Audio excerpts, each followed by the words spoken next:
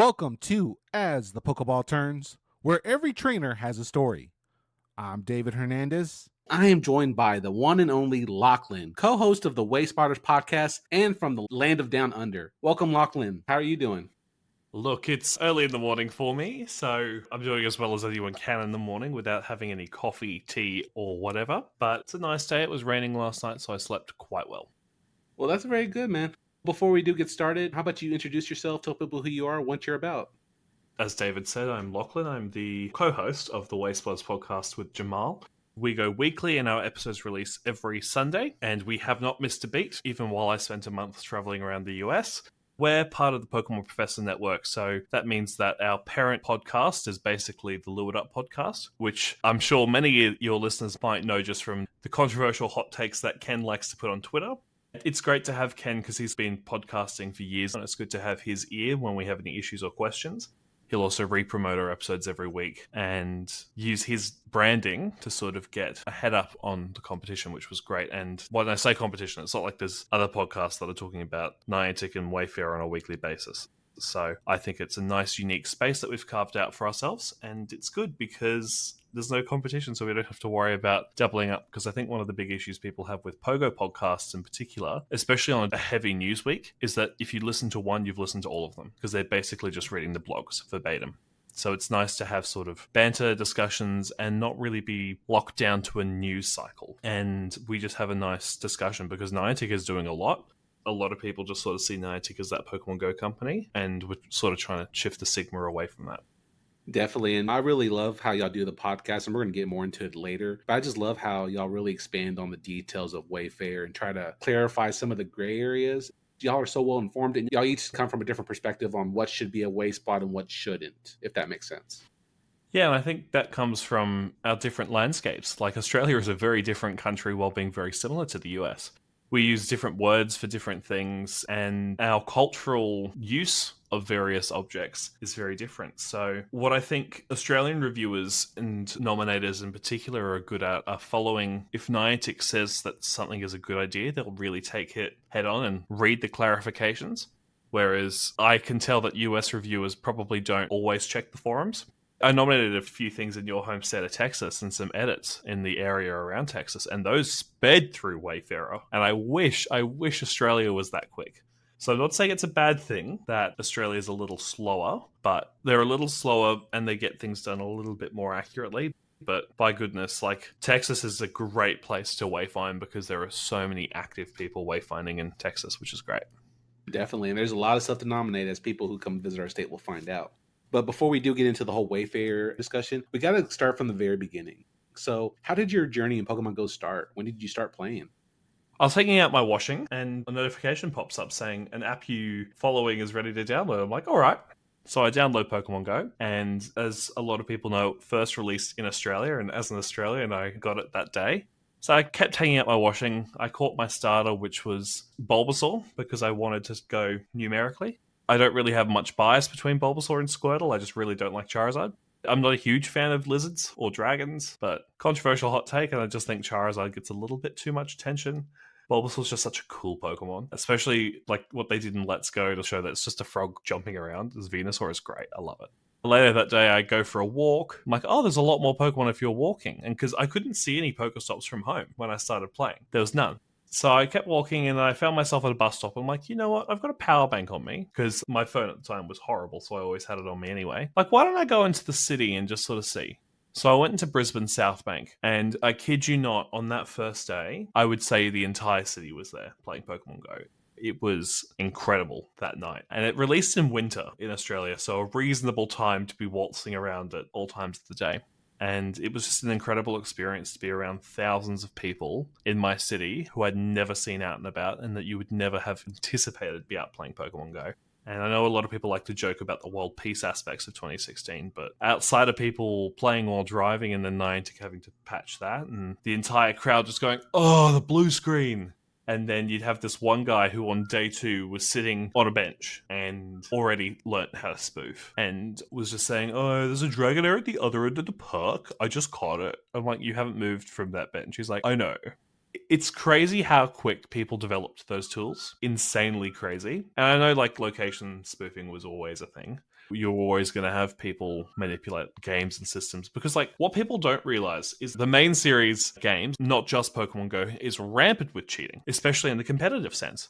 I don't have the exact statistics for it, but I could probably guarantee that 60+% of the Pokemon used at Worlds were probably generated on a computer and just sent over. And knowing that's where the bulk of the competitive Pokemon players' mindset comes from, doesn't surprise me that there are people who spoof in Pokemon Go to get perfect IVs for PvP. You know, that's sort of where the competitive Pokemon mindset's always been at. It used to be so clunky to build a Pokemon from scratch. I remember so often riding my bicycle back and forth past that daycare with like a really good IV Ditto that someone traded me. There's something magical about actually putting in the work to get rewarded, and that's what I really connected with from the competitive side. And I'm not going to say I've never not used a gen Pokemon, because I've had friends build me teams and just trade them to me before an event. And that's because I just didn't have the time to build a completely different legendary that was only available in Gen 5. I fully admit it. Like, I've used a Gen Pokemon before. I can probably say that for the majority of people. But when it came to breeding Pokemon I wanted, or especially breeding competitive shinies, that was what I loved from the main series. So that sort of element of getting out there and chasing down what you want, I love so much. It's so rewarding when you go for a walk. And the things that Niantic have done in the last couple of years to make Pokemon Go more accessible to people who just want to go for walks and just want to play. I think remote raiding is a great addition, because it means if I want to do a janky tier 1 or tier 3 with my free raid pass, I can host it on Pokegenie and there's 5 people in the world who want to use a remote raid pass on it. Great, cool. Do you have like a favorite Pokemon or favorite Pokemons that you like to use or have preference for? Depends on the generation. If I'm playing in the Lola game, I will have Komala in my party without fail.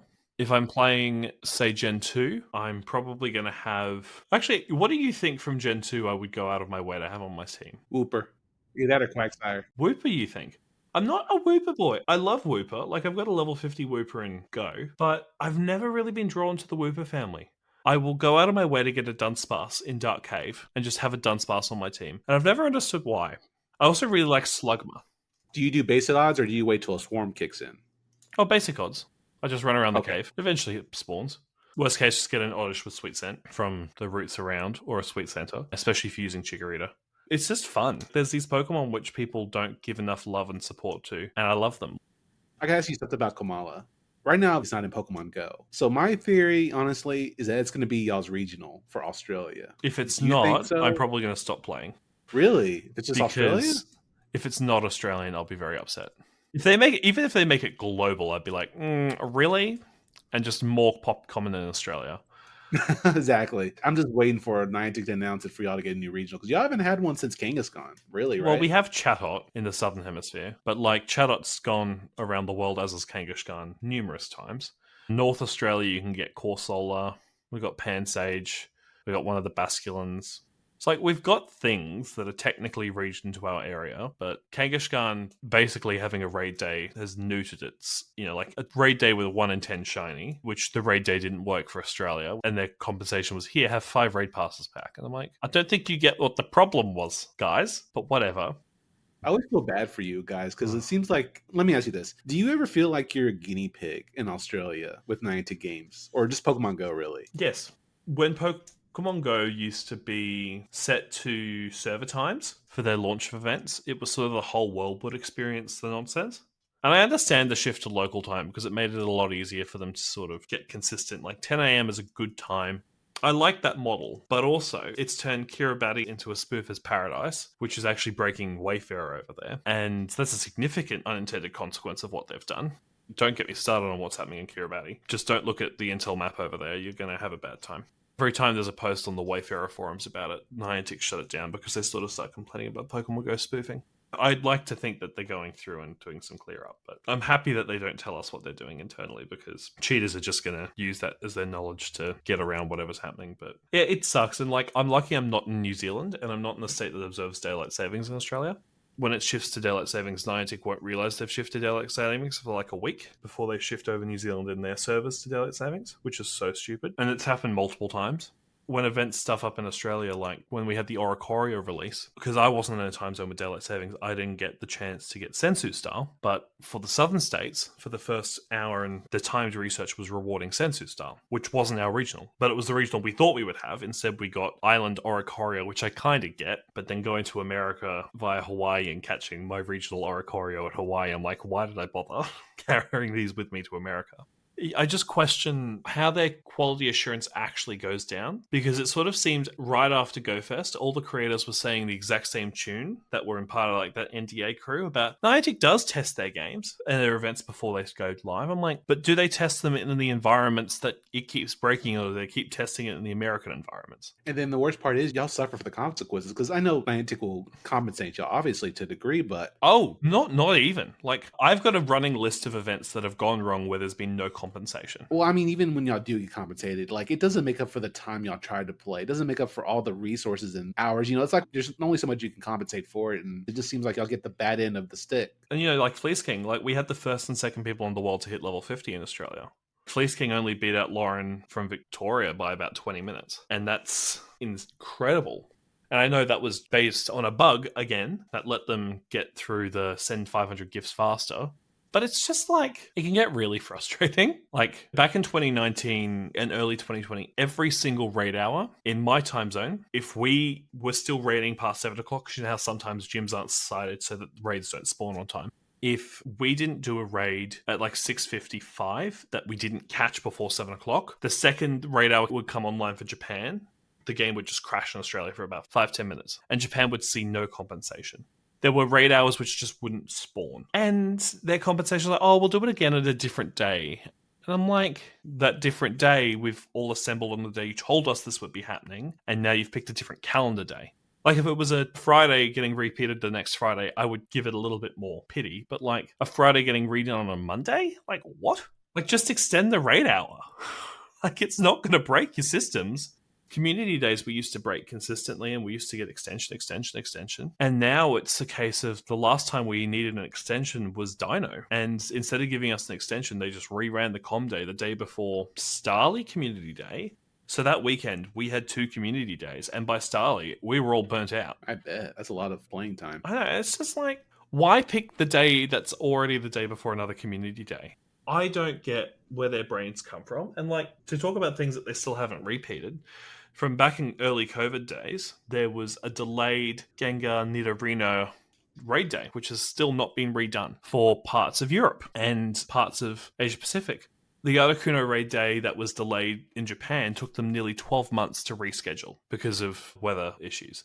Obviously, everyone remembers the 2020 Go Fest, the makeup day of the makeup day, because on the makeup day, they forgot to enable the shiny unknowns for Australia and New Zealand. And the first shiny unknown wasn't spotted until the first half hour of Japan, because we know that there's an Niantic office in Japan who bug tests and fixes the events for APAC, because we know it's not coming out of the west coast of America. It's frustrating. It's very frustrating. It is very frustrating, and I wish Americans would deal with this, because you guys would have civil action lawsuits within a week. You're probably right. There'd be a class action lawsuit about Niantic because Pikachu Spotlight Hour didn't spawn Pikachu with the right hat. We've had Spotlight Hour spawn the wrong Pokemon and it just suddenly changes halfway through. We've had events where the shiny isn't turned on for us. For in the US, it's about 12 hours. But for us, that's 36 hours. Where they forgot to enable a shiny at the start of an event, which the whole point of that event was to get that shiny. It's like, not to use the loot box example, but to use the loot box example. If something is promised to be a chance of occurring, and you're lying about that chance occurring, you are misleading your consumers. That's what would happen in the US. There would be a lawsuit. There would be litigation. And especially you add on to what's going on with recently with just the PvP scene. And I know you do PvP to an extent, right? Yes. Do you have a preference on the league you do? I'm just waiting for Master League to get back, but I've got a pretty good Ultra League team. I get the most wins during Master League. Oh, okay. When you have level 50 Mewtwo, Kyogre that are all 100%, Shiny Dialga level 50, you've got the tools for victory right there. I've got very good ranked Master League Pokemon, and I understand Master League best because I don't have to worry about thinking, did they build that with more attack or with more defense? Where in Master League, it's just like, it was built with more attack, defense, and HP. Especially because Master League's more of a confined meta compared to like the Wildfire of Great League and even Ultra League to an extent.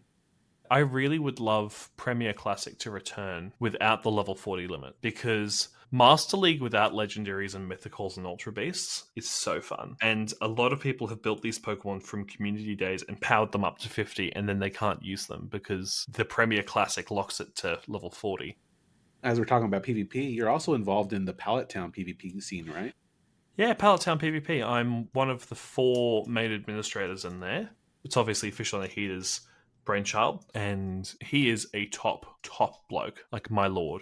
It's a great community. You should all join. It's a good little Discord community if you want to talk to people who are really good battlers and not really gatekeepy battlers. It's an open community, and the battlers in there who are willing to help know that you're probably coming from any level of experience. Even though it's not the biggest community when it comes to concurrent live stream watchers, but this is a space where any one of the creators that are part of this group, if they want to go live, they go live to an established audience. Instead of one person having to stream 6 days a week, it allows that sort of to be spread out across 5-6 people. And how'd you get involved with them? I've never personally done a solo stream on there. I'll often just do like a collab stream, but I just messaged Fish in the early days of it and said, hey, I'm also an Aussie. If you ever need any help with moderation or whatever, let me know. And then he brought me on a couple streams. His Meme Team Mondays are my favorite because it's basically just pick a wild card that's significantly bad and make it work. One week I used Regigigas. Oh my gosh, that has been interesting. Well, it had hidden power poison, so those Togekissers didn't know what was happening. They're like, how is he super effective to me? So it was just entertaining because I didn't go in there intending to win, but I had fun. And I think what people lack and forget, especially from like Pokemon, is a game for fun. I actually had someone come up to me in Seattle and say, are you Lachlan from Pallet Town PvP? Really? And I'm like, what? They recognized you from the PvP stream? Yeah. This is a person who follows GoCast quite closely, and in the recent months leading since GoFest has been a lot more active in the Pallet Town Discord. But that was weird. Chris from GoCast came up to me and said, Lachlan, is that just a joke that you're in Pallet Town PvP? I'm like, no, I'm actually in Pallet Town PvP with Fish. And he's like, oh, I thought you were just joking. And I'm like, no, I do that. I don't stream with him, but I'm involved in it. He's like, oh, I thought you and Fish were just having me on. I'm like, no, seriously. Fish and I did a podcast with the Wayspotters Podcast. Great guys. I'm just like, hey, this is a PvP-esque thing. I'm just going to say I'm Lachlan from Pallet Town PvP. And I just love Fish's way of joking. Like, oh no, it's Lachlan's community. And the best part about that, listen to it. And it's like you literally took over being the host of that show at one point. And look, I was told we'd be talking about 3 things. And after an hour, we hadn't got to the second thing. And I'm like, right. Let me rein the ship in. I've got things to do. But no, like, it's fun. And like, that sort of came out of Seattle because I met them at Seattle. And in the Pokemon Go space, there's not really many queer podcasters, or at least openly queer. That's one of the advantages for me coming on Waylords, because one of the hosts is openly queer. And yeah, the other shows are queer friendly, but it was just nice to sort of have that banter. And I think Richard really liked having another queer person to bounce off, because a lot of the time jokes would go over Roldy's head. I think that's something bizarre. Like, you look at the big Pokemon Go podcasts and there's not really that much LGBT representation. I know a lot of people who really appreciate just being recognized and shown to be it's okay. And, in a podcast space, there are different voices. You got incensed a bunch of British lads just having a chat and them being told by Americans that their language is not right. And I'm like, that's just British English. Sorry. Like, if you came up to an Australian and said, I couldn't say X, Y, or Z, like, I have to be very censored when I'm on podcasts because of the US requirements. There are words that Australians say on a daily basis, which we just say, like, our word for best friend starts with the letter C and rhymes with the word bunt. Oh, cunt? Yeah, the C one. So I'm not scared to be explicit, so feel free to say it if you want. Great. But, like, that's not explicit down here. That's just the name of a friend. And I think a lot of the time people, and this sort of leads into the Wayfarer chat about localization and stuff, but people forget that different cultures are actually different. And Americans like to think that they invented the English language, and then I would like to remind them that the English actually invented the English language, and the Americans butchered it, and Australians also butchered it. And we've got words which mean one thing in our country and are very different in others. Because I'm sure I could very easily find things to be insulted about by the American language, but I choose not to be. I want to talk about Seattle real quick. What it was like for you being in Seattle for GoFest? Oh, it was magical. This was my first trip out of Australia ever. Really? Everything that could have gone wrong with the flights went wrong with the flights leaving the country.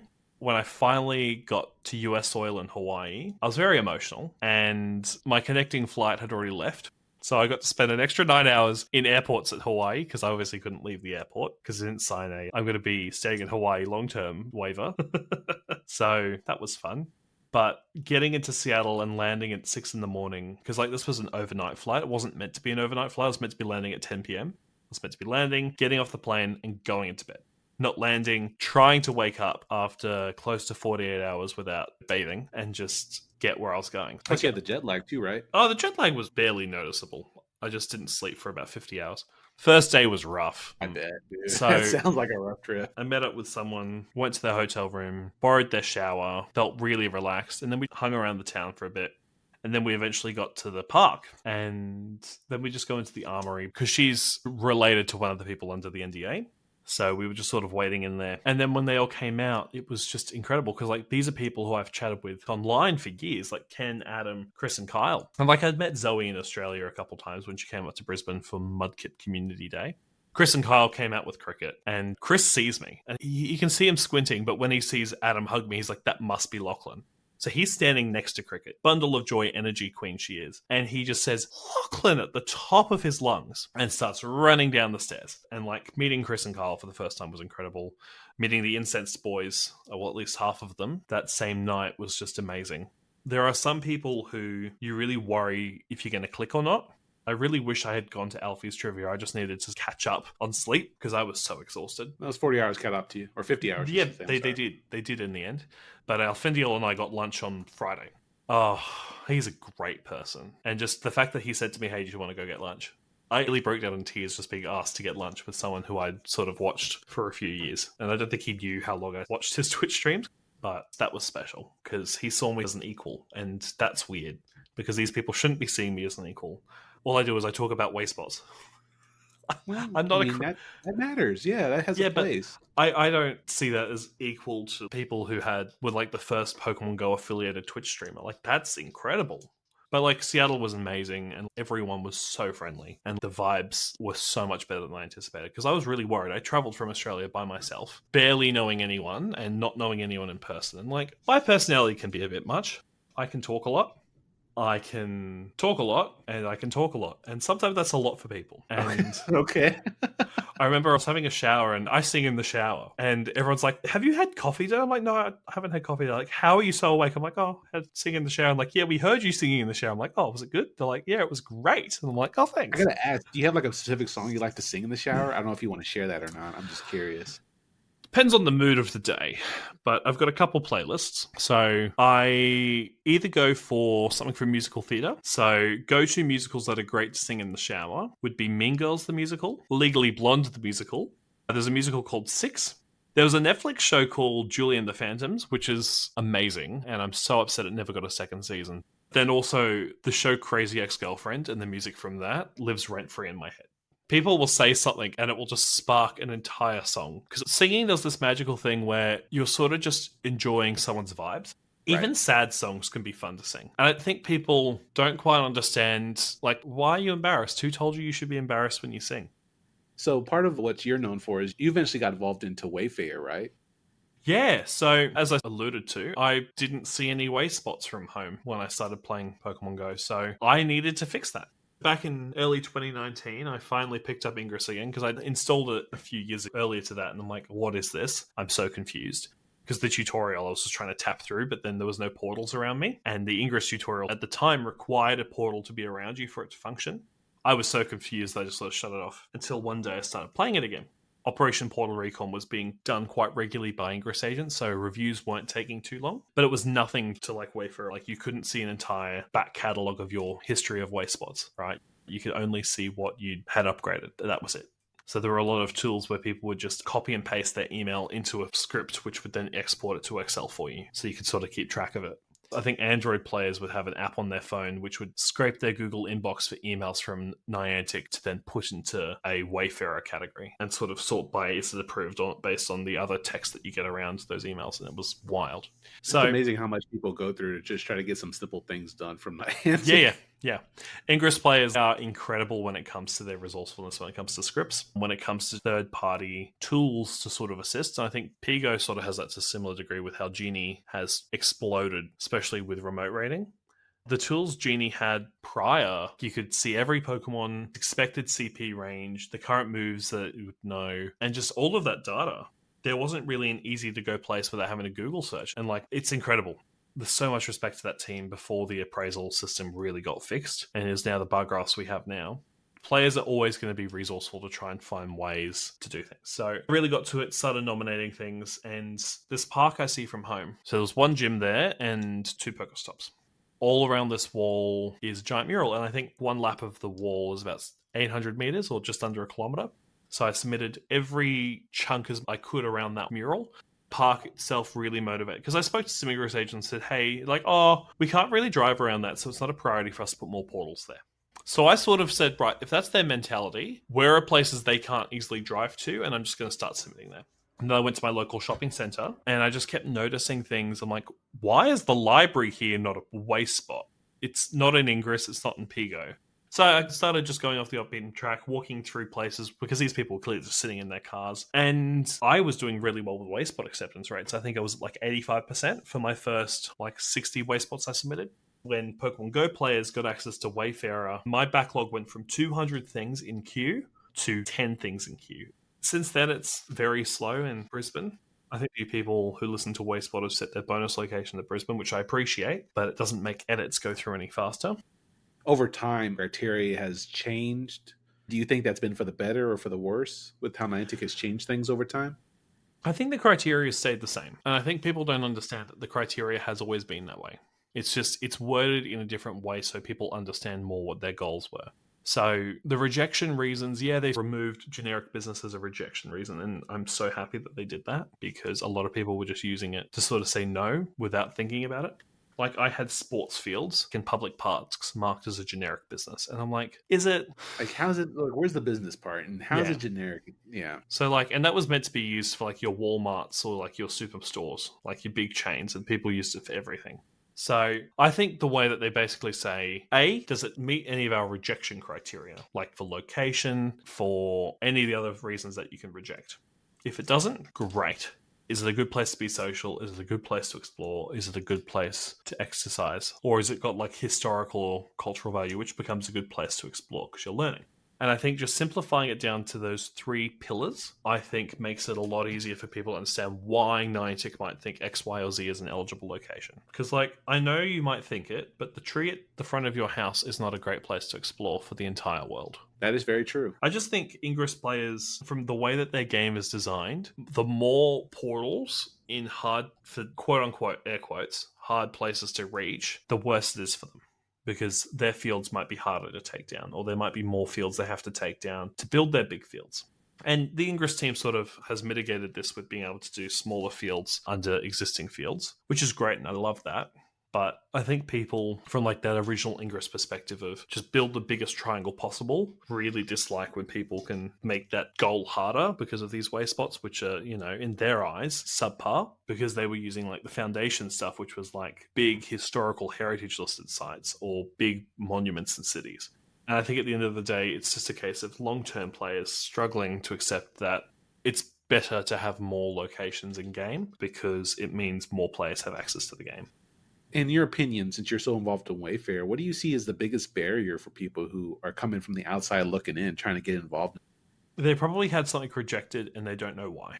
Because I saw X as a PokéStop, why can't I submit X as a PokéStop? Is a very common thread. So I saw a Starbucks as a PokéStop, right? I saw a lot of Starbucks wells in America. But then I actually saw Starbucks that weren't PokéStops because they were newer locations since that sponsorship act. And people probably had submitted them. And they were probably rejected. And people were like, why are they everywhere else? Why can't my Starbucks be a PokéStop? And obviously using Starbucks as an example to sort of bleed between the lines. Well, another example would be those fountains in the middle of lakes. Yes. I don't remember what they're called, but you know what I'm talking about. The Sprout fountains like that? The ones that don't have pedestrian access. Exactly, yeah. There's a famous gym at my university that was one of those fountains, but the original waste spot for it was actually a plaque on the side of the lake for the fountain. So I'm very happy that's the case. So that marker is where the plaque is, not where the fountain is. But the photo is of the fountain because it looks a lot nicer than this old rusty plaque. So I think it's just a case of people see X, expect X, don't get X, get upset. Or their nomination will sit in voting for 3 months, then get rejected, and they don't know how to log into Wayfarer to see why it got rejected. They just get an email saying no. I think the way that Niantic has it now, that in order to nominate or edit or submit or review, you have to pass the Wayfarer exam, not just to review. So it sort of takes people down the path of what makes a good Wayspot and going through the criteria with them. It's a better onboarding process. And I think my community, outside of areas which have recently been built or redeveloped, probably has everything it needs.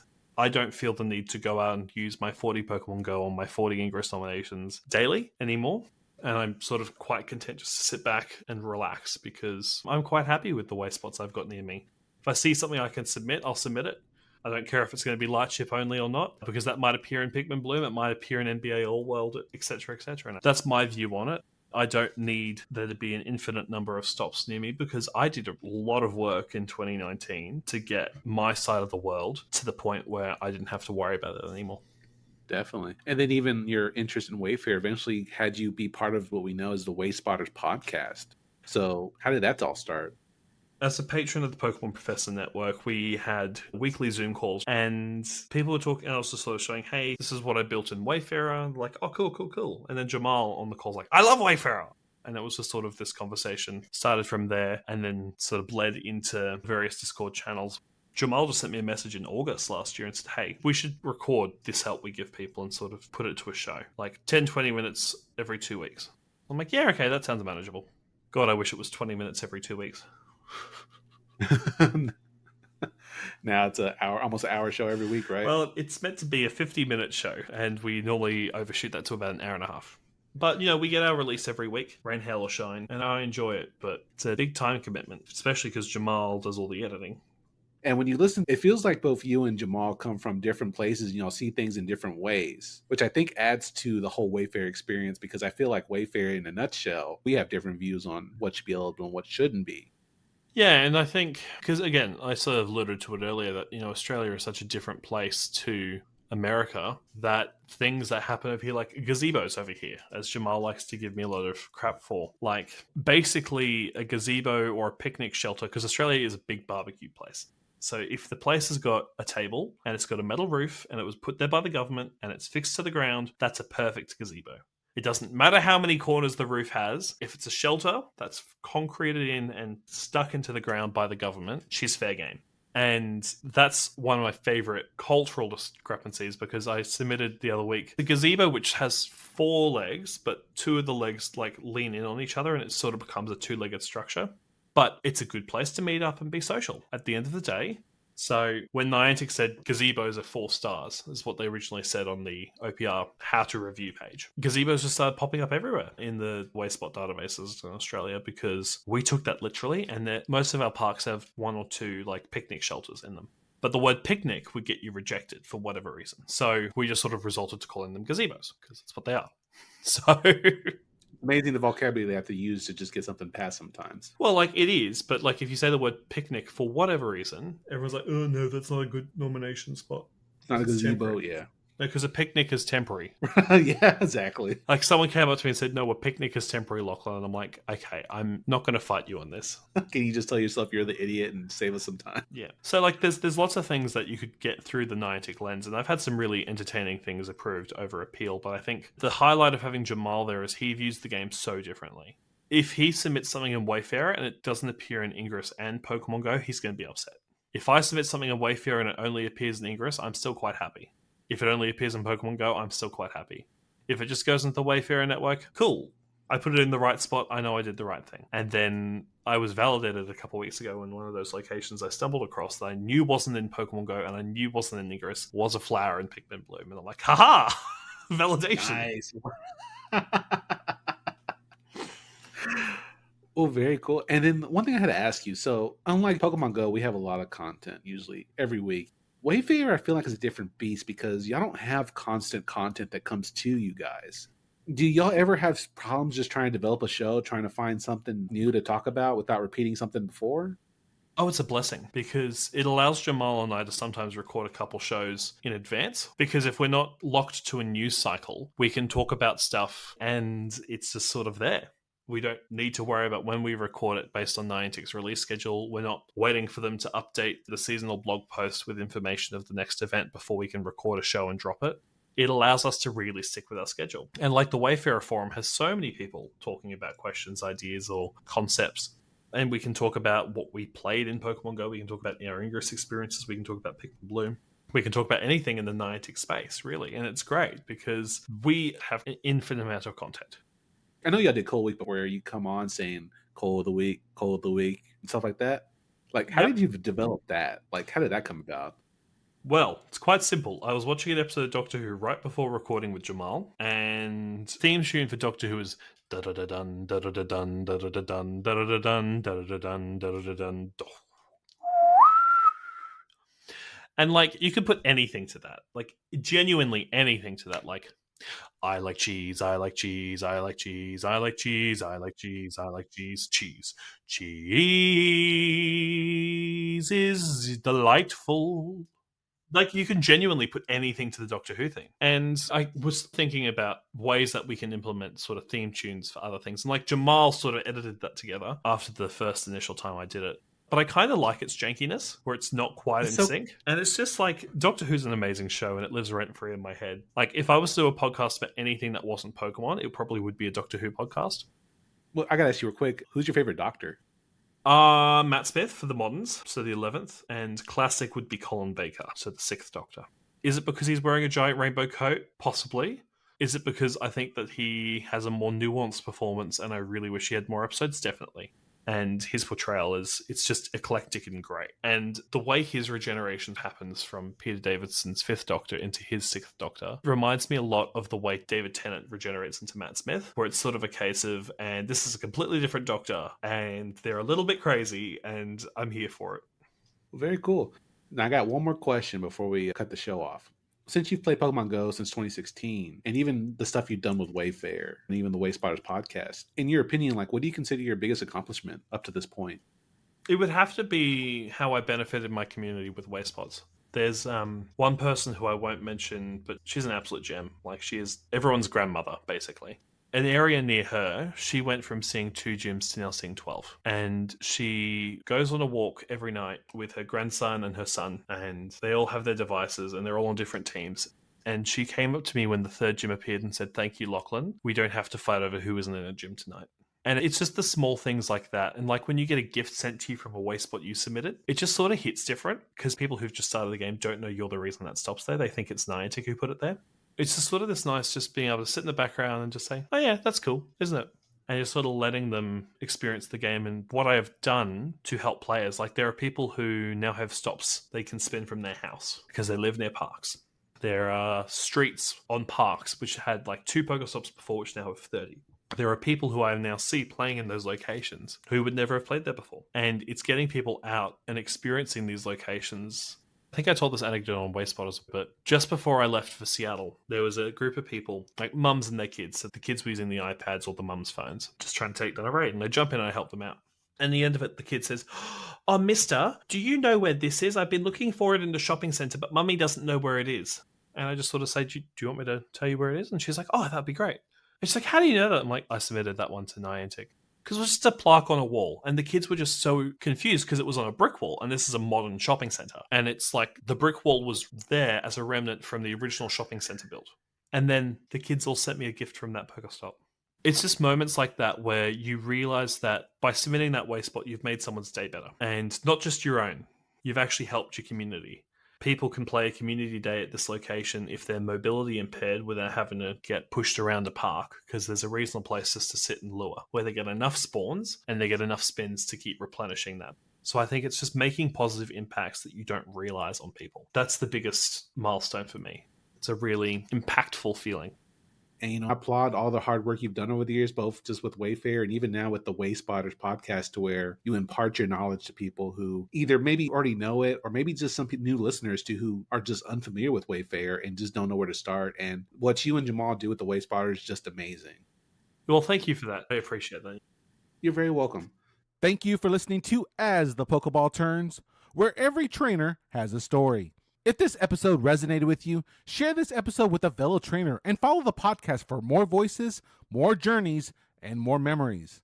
I'm David Hernandez, and remember, your next Pokemon adventure begins here.